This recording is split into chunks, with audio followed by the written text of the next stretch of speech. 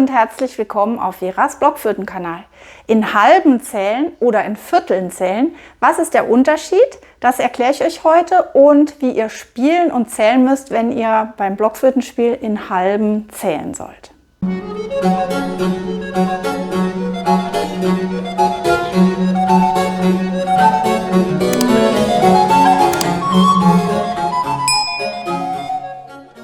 Ihr sollt bei einem Stück, das ihr spielt, in halben zählen. Das kommt oft vor, zum Beispiel im Blockflötenensemble. Da heißt es, dieses Stück, zum Beispiel aus dem Frühbarock oder aus der Renaissance, wird in halben gezählt. Und worüber sprechen wir hier eigentlich? Es gibt ja den Viervierteltakt, wo man 4 Viertelschläge in einem Takt hat und pro Viertelnote einen Schlag zählt. Und im Gegensatz dazu gibt es den Zwei-Halbe-Takt, der ja rechnerisch genau das gleiche ist, denn 2 halbe Noten dauern insgesamt genauso lang wie 4 Viertelnoten. Ich habe heute mal ein Stück als Beispiel rausgesucht von Robert Valentine oder auch Roberto Valentino. Und dieses Stück wird auch in halben gespielt. Es steht im Alla Breve Takt, also im Zwei-Halbe-Takt.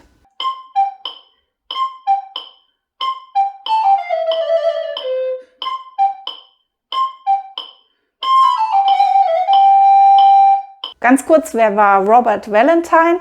Ein Engländer aus einer englischen Musikerfamilie in der Barockzeit, der aber schon in jungen Jahren nach Rom gegangen ist, in den Hotspot der Barockmusik sozusagen. In Italien ist die Wiege der Barockmusik und damals sind viele Musiker aus anderen europäischen Ländern nach Italien gegangen, um zu studieren, um die italienische Spielweise und Kompositionsweise zu erlernen. Und wer als Musiker damals in Italien studiert und gewirkt und komponiert und gespielt hatte, der hatte es schon mal sehr weit gebracht. Und Robert Valentine ist dann auch dort geblieben. Er hat auch die italienische Staatsbürgerschaft angenommen und hieß dann irgendwann Roberto Valentino. Gut, auf jeden Fall dieses schöne Stück, eine Gavotte von ihm, die ist auch im Alla Breve oder auch Zwei-Halbe-Takt. Ich erkläre das jetzt aber mal, was das eigentlich genau ist. Also wenn wir einen Viervierteltakt haben, dann zählen wir in jedem Takt so im Hintergrund 1, 2, 3, 4. 1, 2, 3, 4. Ob wir nun dazu wirklich Viertel spielen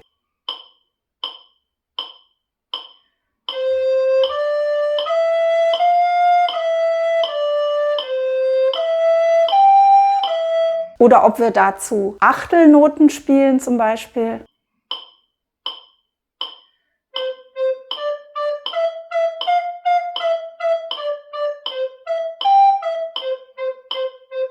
Oder lauter verschiedenartige Noten.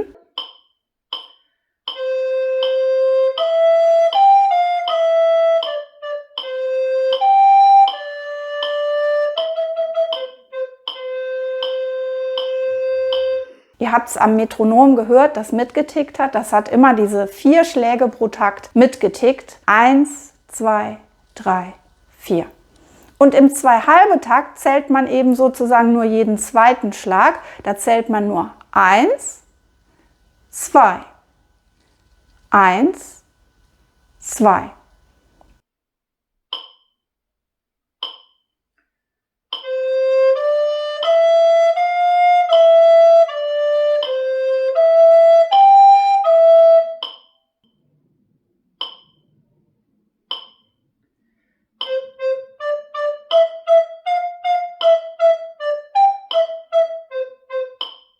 Also 2 größere Schläge, 2 länger dauernde Schläge und dazwischen wären ja noch Viertelnoten, die da reinpassen würden. Da könnte man auch zählen 1 und 2 und. Und egal, was ich dazu wieder für Noten spiele, ich zähle nur diese großen halbe Schläge.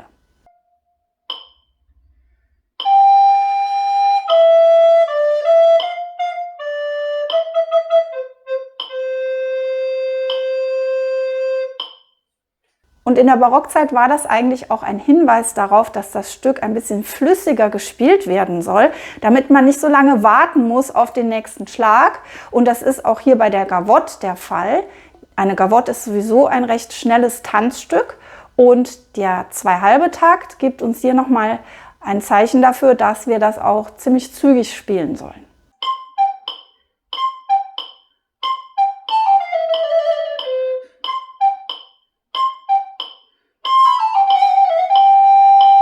Und ihr merkt schon, dann ist es gar nicht schwer, jeden halben Schlag nur dazu zu zählen. Wenn ich da lauter Viertelschläge dazu zählen würde, dann wäre das ziemlich hektisch.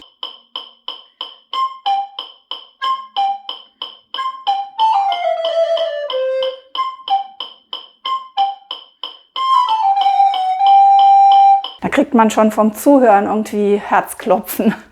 So, jetzt muss ich erstmal noch erklären, wieso steht bei dieser Gavotte hier jetzt vorne nicht 2-2 für 2 halbe, sondern ein C mit einem Strich durch. Da muss ich euch erstmal sagen, das C ist gar kein C eigentlich, obwohl das heute oft gedacht wird. Das sieht ja auch aus wie ein C, aber eigentlich ist das ein kaputter Kreis sozusagen. Und zwar kommt das aus der Renaissance und der Mittelaltermusik. Da hat man den Dreiertakt als den perfekten Takt angesehen. Die Zahl 3 war eine heilige Zahl aufgrund der Dreifaltigkeit im christlichen Glauben, also Vater, Sohn und Heiliger Geist. Und die Zahl 3 war im Grunde schon etwas Heiliges, etwas Perfektes. Und ein Stück im Dreiertakt war dann im Tempus Perfectum, also in der perfekten Zeiteinheit sozusagen. Und ein Stück mit einem geraden Takt, also zum Beispiel ein 2/2 Takt, war dann ein Tempus Imperfectum. Und als Zeichen für eine Perfektion, nämlich für diesen Dreiertakt, hat man dann einen Kreis genommen, weil das eine mathematisch perfekte Figur ist sozusagen. Und im Gegensatz dazu, wenn es eben kein Dreiertakt war, hat man den Kreis sozusagen kaputt gemacht an einer Stelle und dann sieht es aus wie ein C und ist ein gerader Takt, ein Tempus Imperfectum. Und erstaunlicherweise hat sich dieser offene Kreis, also der nicht perfekte Kreis, bis heute erhalten als Zeichen für einen Vierertakt. Und wenn das C in Anführungszeichen jetzt noch einen Strich durch hat, dann ist es eben ein 2/2 Takt. Also ohne diesen Strich durch wäre es ein 4/4 Takt und mit dem Strich durch ist es ein 2/2 Takt. Ich habe jetzt vorher erzählt, dass der 2/2 Takt oft ein Hinweis darauf war, dass das Stück relativ schnell sein muss. Aber grundsätzlich sagt der 2/2 Takt noch gar nichts über das Tempo aus. Denn im Grunde ist es egal, ob vorne 4/4 steht oder 2/2. Die einzelnen Notenwerte sind genauso lange. Ich kann also ein und dasselbe Stück spielen und dazu im Hinterkopf Viertel zählen.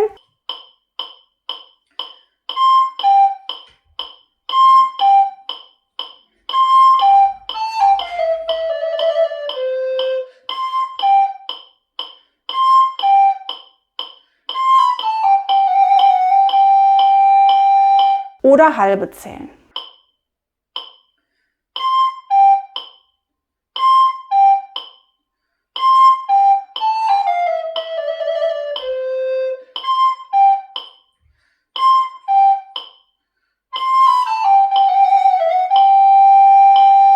Was ist dann aber der Nutzen oder der Unterschied?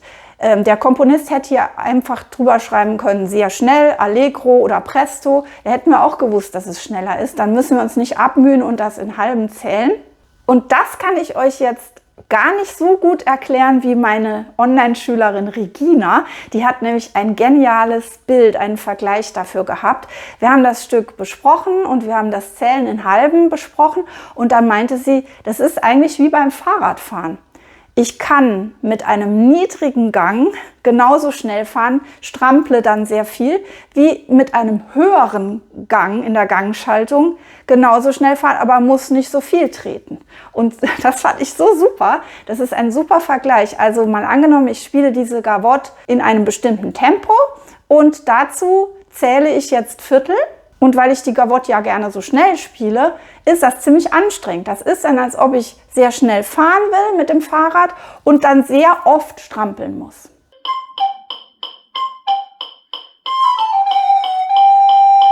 Während ich genauso schnell fahren bzw. spielen kann und mich nicht so abstrample, indem ich nur die halben dazu zähle.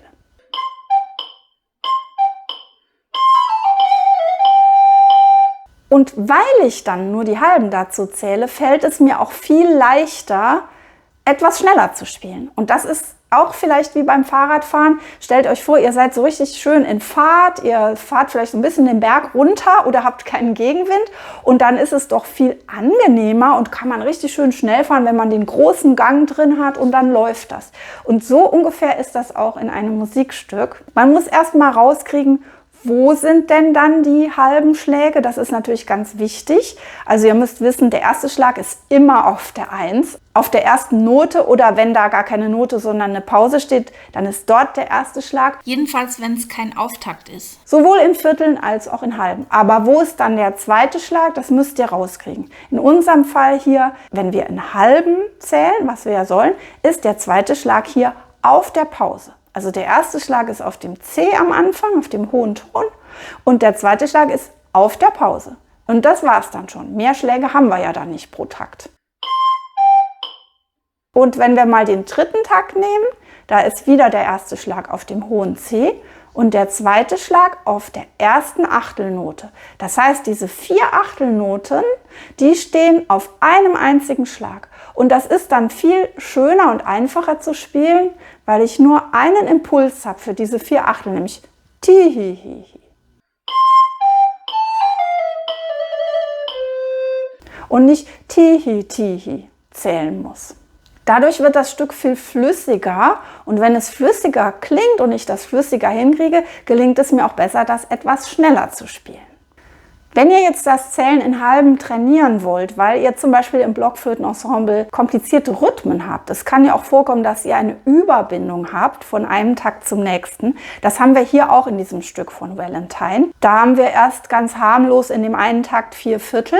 Da weiß ich, der erste Schlag ist auf dem F und der nächste Schlag auf dem D. Wie geht es dann aber weiter? Jetzt habe ich diese übergebundene Note hier und da müsst ihr dann so vorgehen, dass ihr das einfach ignoriert erstmal, dass da eine Überbindung steht. Ihr tut erstmal so, als wäre da keine.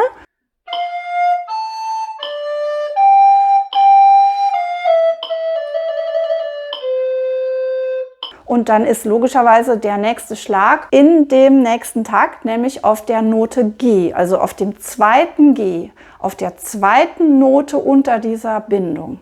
Und der nächste Schlag wäre dann wieder auf dem langen D, wo der Triller drüber steht. Dann spielt ihr das genau so. Bloß könnt ihr ja diesen einen Schlag, der unter dem Bindebogen spielt, den könnt ihr ja nicht spielen. Den müsst ihr euch aber vorstellen.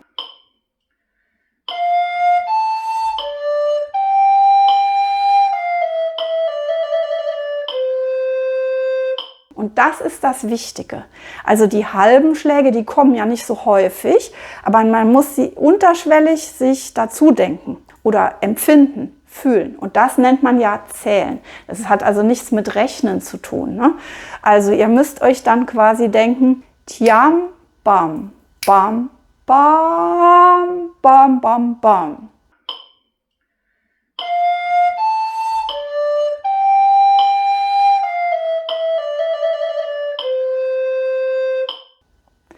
Aber dann natürlich nicht so, dass man das in eurem Blockflötenton hört. Das wäre etwas unschön.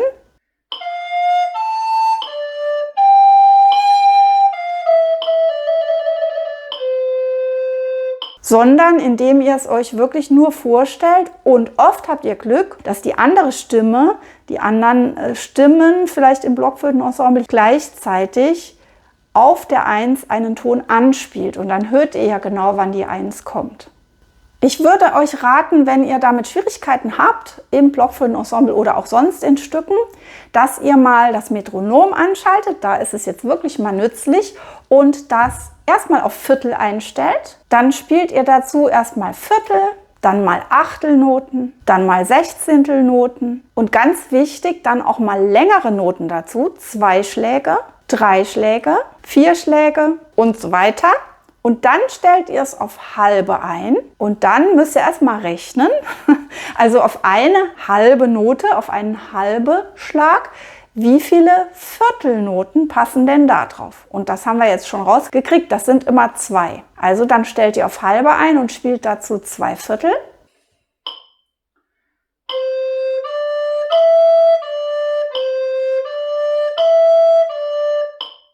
Dann stellt ihr halbe ein und spielt dazu halbe.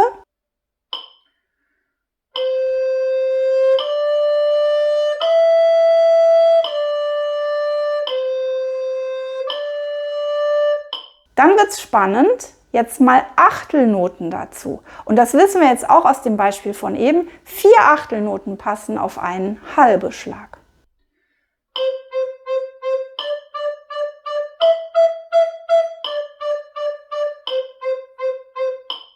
Und Sechzehntel sind dann natürlich doppelt so viele auf einen Schlag. Das wären 2 Grüppchen von jeweils 4 Sechzehnteln.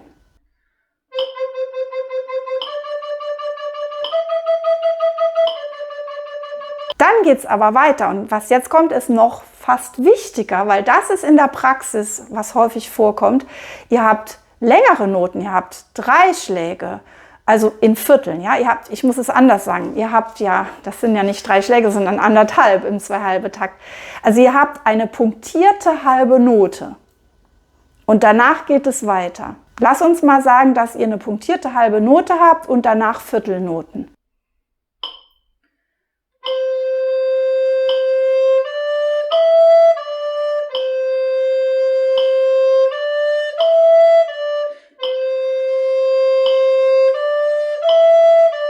Dann muss der zweite Schlag von eurem Halbe-Metronom mitten rein in diese punktierte Halbe kommen. Einfach ist es bei der ganzen Note, da sind es 2 volle halbe Schläge.